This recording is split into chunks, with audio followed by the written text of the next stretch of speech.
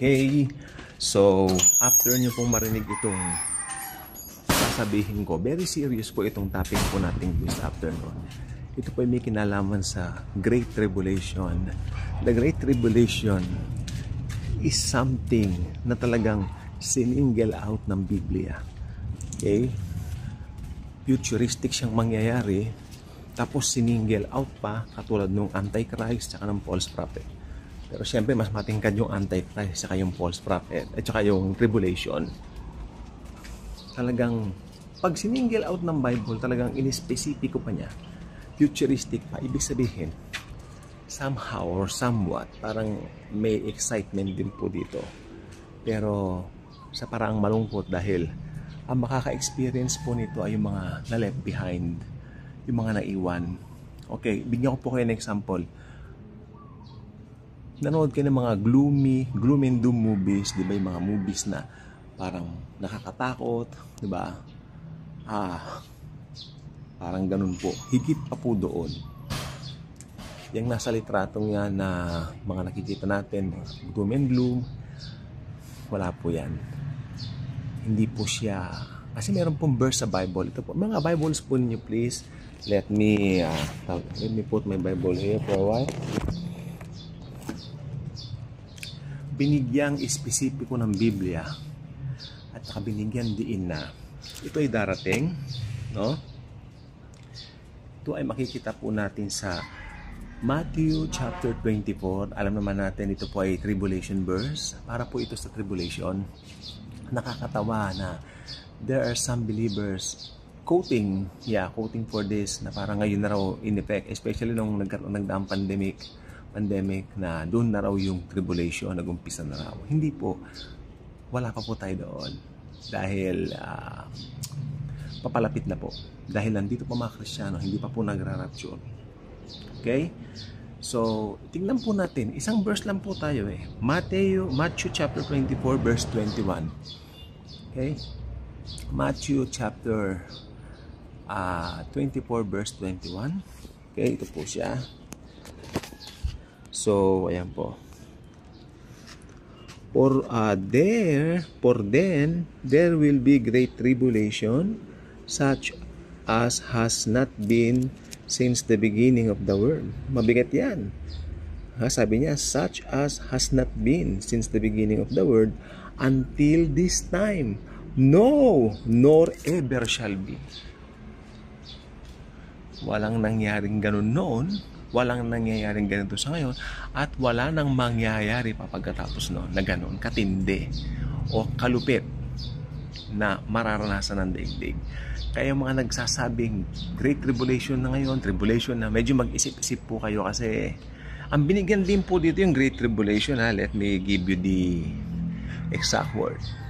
Tribulation means kinalilito ito ng ilan basta yung buong 7 years na yan po yung 70 yung kabuuan ng tinatawag na tribulation.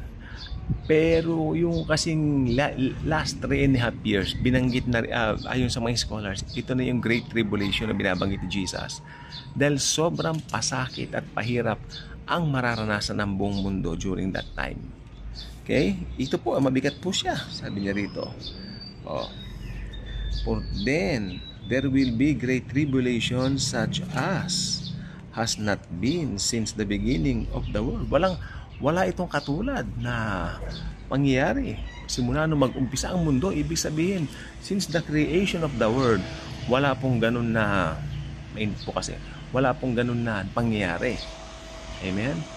Tapos sabi niya pa rito, habol pa niya, dagdag pa niya, okay, since the beginning of the world, until this time, wala pang ganun. Ito yung kasalukuyan natin ngayon. Kasalukuyan ni Pablo to. Nung sinabi ni Pablo itong kasalukuyan niya, panahon niya noon.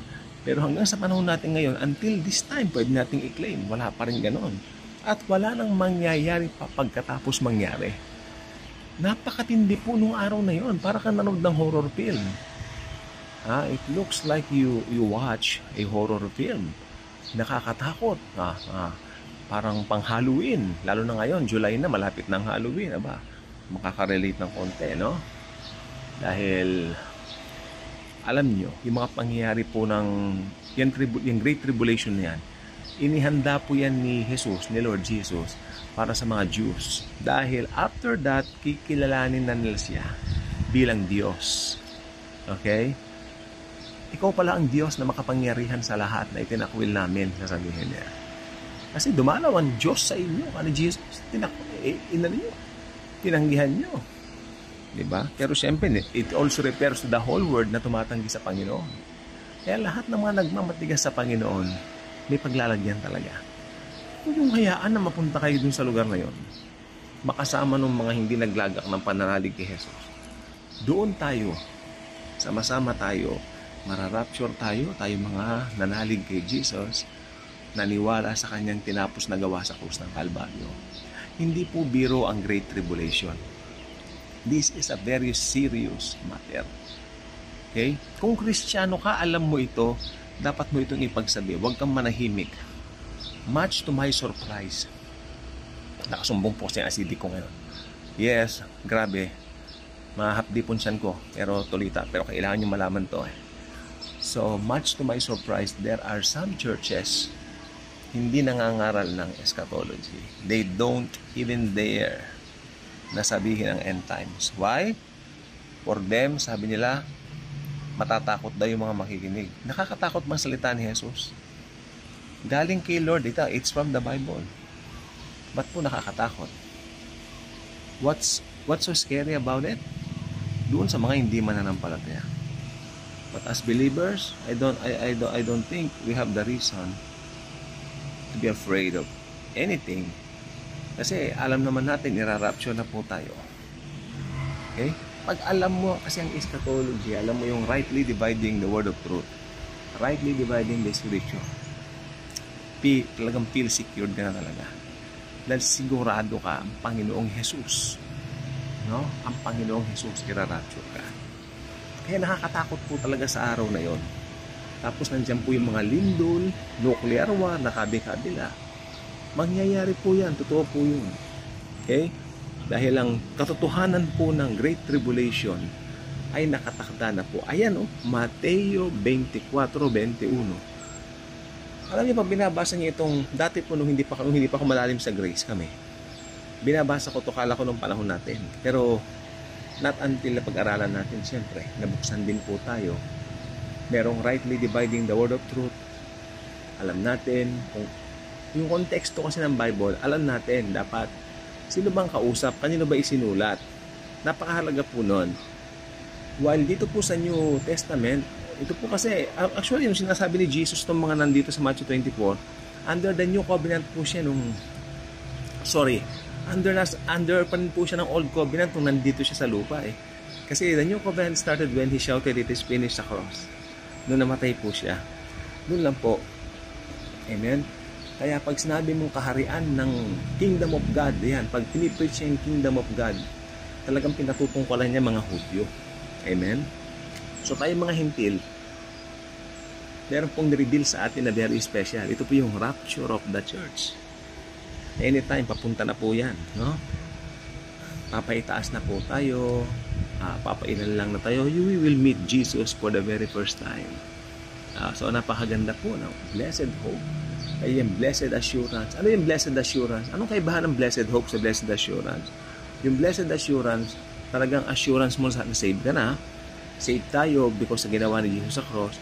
Ngayon, ito naman, blessed hope. Ito yung rapture. This is the day of the rapture. We will meet Jesus for the first time. Diyan sa kalangitan. Nakasuspend siya. Okay?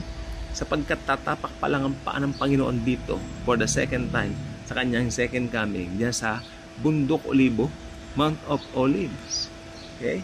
So itandaan niyo po yan. Kaya ang Great Tribulation po, hindi po yan biro.